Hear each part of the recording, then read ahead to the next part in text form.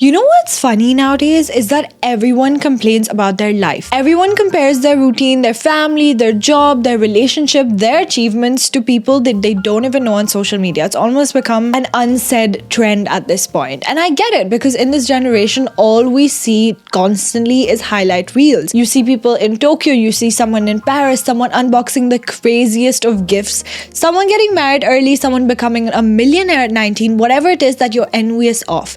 And suddenly your very normal, human, mundane, very internal life becomes boring. But let me ask you something honestly. How often do we hear people say or someone say that, you know what? Lately, I've been feeling obsessed with my life. Like, I'm actually obsessed. I enjoy waking up every single day, as in I'm so into my world that I don't even notice what anyone else is doing, or at least pay that much attention. I wake up excited. I like who I am. I'm present. I'm proud. And I love my own storyline. It's so rare. And that's pretty tragic because it should be a normal thing for people to say because their own life is the only thing they have from start to end. And that's exactly what this video is going to be about. I wanted to pay so much attention to this topic because I don't think that people really talk about it much. This is your ultimate guide, hence, to becoming obsessed and deeply obsessed with your own life, and not in a self-absorbed way, because people will come and say you're really self-absorbed and narcissistic, not in a delusional that I'm better than you, my life is better than you way,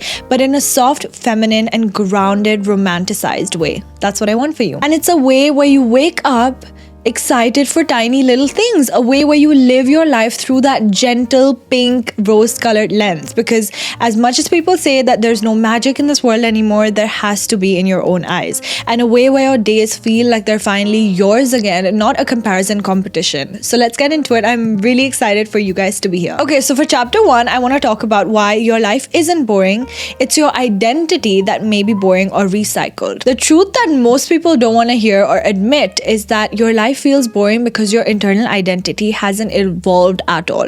Even if your environment has, even if your desires have, your identity still is stuck in the past. Psychology journals talk about something called as identity inertia, where basically it means that you keep thinking, reacting, and behaving exactly like the past self, your past self would, even when your current you desires and wants change. That's why people move countries and they'll still feel empty. They'll still feel lonely if they're single. They change jobs and still feel unfulfilled. They try new hobbies, but they still feel the same missing energy, because truly nothing changes until your identity changes. Your identity is the lens through which you experience your entire life. If that lens is foggy, if it's filled with darker glasses, everything looks dull, even if it's new exciting things. So before you try to fix your life, you have to fix the character that's living through it, which is your identity. Your clothes, your vibrations, your habits, your breathing patterns, your posture, your thoughts, your repeated thought patterns, that is the identity that paints everything else. That's the way your brain sees life. And the moment that you shift all of this, your life starts to feel different because you're evolving, which is the nature you're supposed to as you're growing. You're supposed to mature, but some people don't. And so they feel more excited, not because their life changed, but because they themselves evolved and changed for the better. From everything that I've read and from everything that I've noticed with coaching work and life experience and talking to a lot of different people, or at least observing and reading many, many books, we all operate from one of these 3 identities. Let me break it down to you. Number 1 is called the spectator self. And this version is a person who watches life like a movie. Like they're not part of it. Like it's like a third person. They scroll, they compare, they overthink, and they never feel like they're the main character of their own story or like they're even in the story. Number 2 is what I like to call the survival self. And this version lives on autopilot. They're busy, they're constantly stressed for no reason, they're anxious, they're overwhelmed. Everything feels like a problem in life that they need to solve, whether that's for themselves or for someone else. And then number 3 is my favorite, the creator self, which is what I'm trying to create on this channel. This is a version who wakes up and chooses how she wants to feel, who doesn't wait for motivation. She creates that. She decides how she wants her day to go and how she wants to feel by the end of it. And she does always. She designs routines, her rituals, her energy.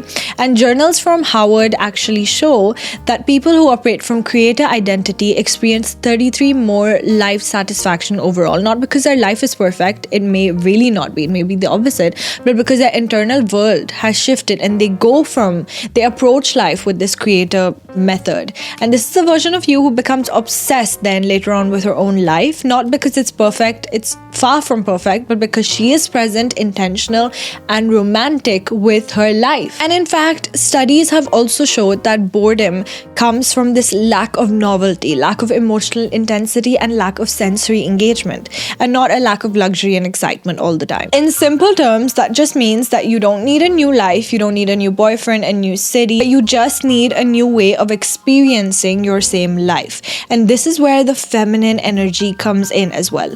Again, men can have feminine energy in them as well, like a balance, but more masculine, of course. A calm feminine woman is magnetic, not because she has the most exciting life, not necessarily, but because she brings excitement into those simplest of things. Why do they say women make a house a home? Because they make simple things more meaningful, which is a morning coffee, a walk, packing her bag, anything, lighting a candle up, doing her skincare, doing her nighttime routine, doing an everything shower, reading a book, fixing her hair. So she finds joy in those simplest of things because she's doing them while being more present and while only focusing on the tasks that she's doing. So if she's doing her nighttime routine, she's only focusing on where her hands are going and what kind of cream she's putting on her face. Nothing else. Her mind doesn't go everywhere else. All these basic actions become sensory experiences, and that alone rewires your dopamine system, and that alone will give you dopamine from doing the simplest of things.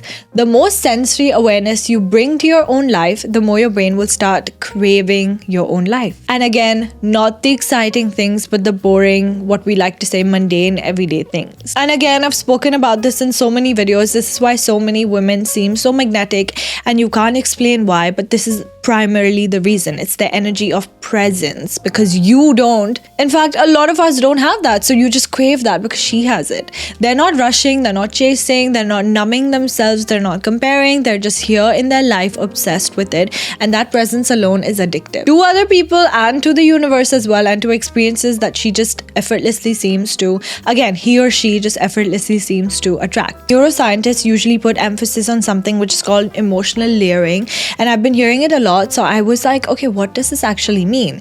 And then I learned about it and implemented it, and it has worked wonders for me. Let me tell you what it means. It basically means that you attach emotion plus sensory detail plus intention to a moment in your life. Any moment, your brain then stores that as meaningful and not forgettable. So you're more present, basically. That's what in layman's term it means. This is why humans love music, rituals, scents, and atmosphere so much. So here's the formula you need to go by, which is emotional intensity, sensory awareness, identity anchoring, and that equals a life that you're completely obsessed with. Let me break that down simply because it may be a lot for some people. Number one is emotional intensity. Feel what you want to feel. Just let your emotions pass you without numbing them. You don't have to numb yourself. Your life feels more life instantly when you do that. Number two is the sensory awareness bit.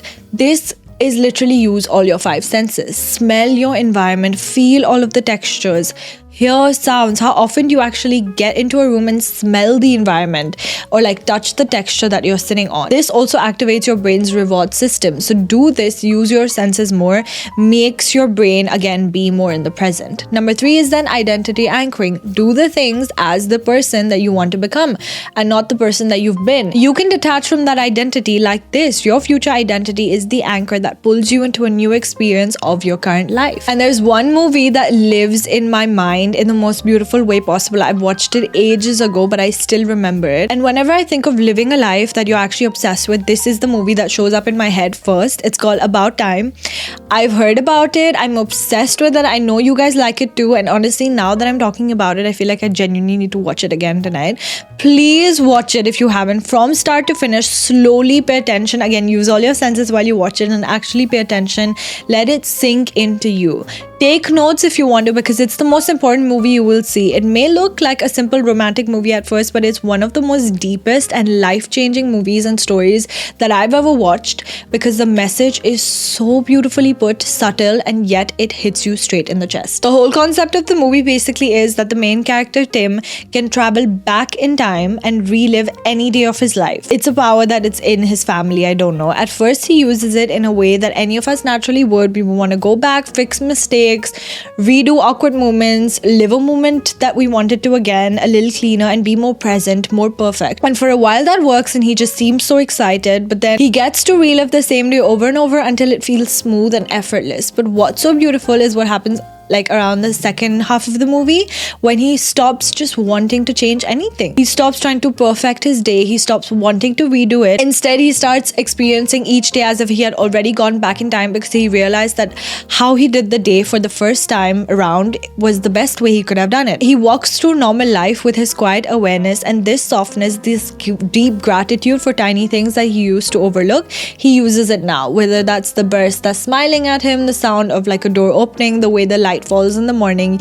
You truly see a montage of him now noticing small moments in life, which he didn't because he was so eager to just go back in time and fix things. But he didn't notice that life was passing him by. And then the movie ends with him realizing something I think so profound, that the real superpower was never the ability to go back in time. It was the ability to see his life properly the first time around. And that's exactly how most of us have to see it.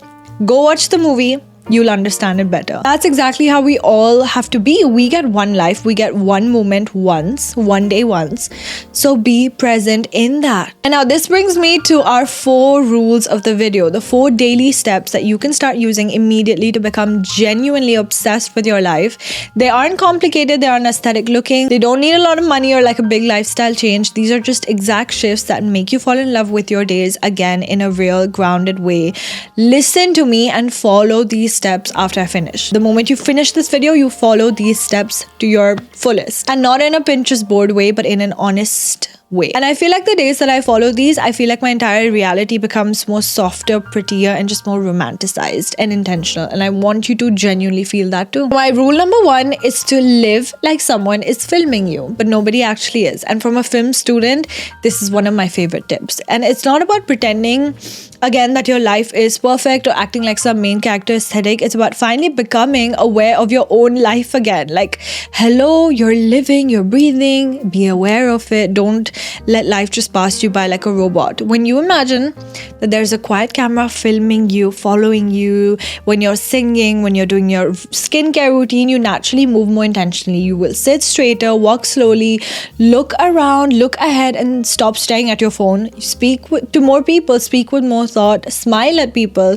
and just soften your face, because you're being filmed and your life is a movie where everything works out for you and you're the main character. And this is exactly how a calm feminine energy feels. I just did a video recently on it. You can check it out. It's grounded, it's subtle, it's magnetic without even trying, and it turns every ordinary moment into something cinematic and beautiful. And trust me, it doesn't take much to do it. It doesn't take money or a lot of time to do that. It takes just intention. Suddenly pouring your tea becomes a whole moment. Like, you open the tea packet slowly, put the tea bag in and sip it slowly. Feel the warm water. Putting on lotion also becomes something that you look forward to. Your morning sunlight feels important, your evening walk, or listening to just music. I love listening to music. And your life just starts to feel like something that's worth paying attention to, because you are paying attention to it. And where attention goes, energy flows. And so when you treat your life like it's worth observing, you naturally start being obsessed with it. That's the first step to it. And rule number 2 is what I spoke about before, is add tiny novelty in your life. Most people think that their life is boring, but the truth is that their brain is bored. Your brain lights up when something just feels slightly new in your routine, not chaotic, but just gentle and everyday newness. And science literally proves this, that novelty increases dopamine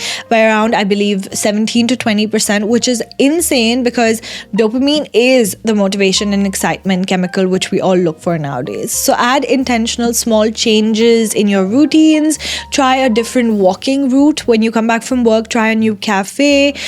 Try speaking to a few new people. Change your phone wallpaper. Just small newness. And sit in maybe a new study spot if you do. Try a new perfume, body lotion. Read a book from a genre that you've never touched before. Something very outside of the box and something new to your old identity, because you're transforming and you want to change and try different things in life. And these tiny tweaks make your brain more curious about life again, because there's so much. I'm telling you, there's so much that you as a person haven't experienced. There's so many places you've never been to, so many new things, cultures, people. So read books, read different things that'll make you in touch with how big this world is. And your days just feel more alive that way. Your routine stops feeling suffocating and like you're stuck to this never-ending loop of a routine. You stop obsessing over other people's life because suddenly your own life has texture and depth and you have different things to do. You're telling your brain that, hey, we're building something new and we're growing as humans, so pay attention here, not anywhere else. Knock, knock, come back. And this is again one of the shifts that makes you feel like your life finally has some movement and rhythm again and not just a boring routine. And rule number 3 is to turn routines into rituals. And again, this is where the obsession truly begins. A routine is something that you do because I guess you just have to. Like, it's a routine you've built and someone's told you just have to follow this. Whether that's society, your parents, you, your boyfriend, girlfriend, whatever. A routine is something that you do because you want to. Whereas a ritual is something that you do because you want to. And it's just the energy behind the action that changes the whole mood for it. So take your everyday habits that you truly want to and elevate them just by 1%. That's all. When you journal, I want you to take your favorite scented candle and light it up. That's it. When you cook, you have to play music that makes you feel like a main character. When you're decorating for Christmas, play Christmas music. When you shower, dim the lights and put a few fake candles in the bathroom. When you do skincare, massage your face gently, watch a Vogue Beauty Secrets video, pretend like you're in one instead of rushing. When you make your bed, smooth the sheets out, use different sheets for different seasons of your life, like autumn or Christmas, or I'm very much in my Christmas mood. That's why I think Christmas so much. But just use different, again, novelty brings me back to that point. These tiny gestures make your life feel special again, like you actually deserve that softness, attention, and rhythm and slowness, even in small tasks. And once your rituals, not your routines, rituals feel beautiful, your days stop feeling repetitive. You wake up, you crave those different mornings, you get to sleep more excited for tomorrow. You start living inside your life and not outside it. That's the goal. And that alone is enough to make you feel obsessed with your own existence in life. And then rule number 4 is, you must have heard it so much, is do things for the story. This rule adds excitement. It's a very Gen Z thing to say. It's like, do things for the plot, do things for the story. Ask yourself throughout the day that, would this make my story more exciting and better? And I'm not saying be reckless, or be if you wanna.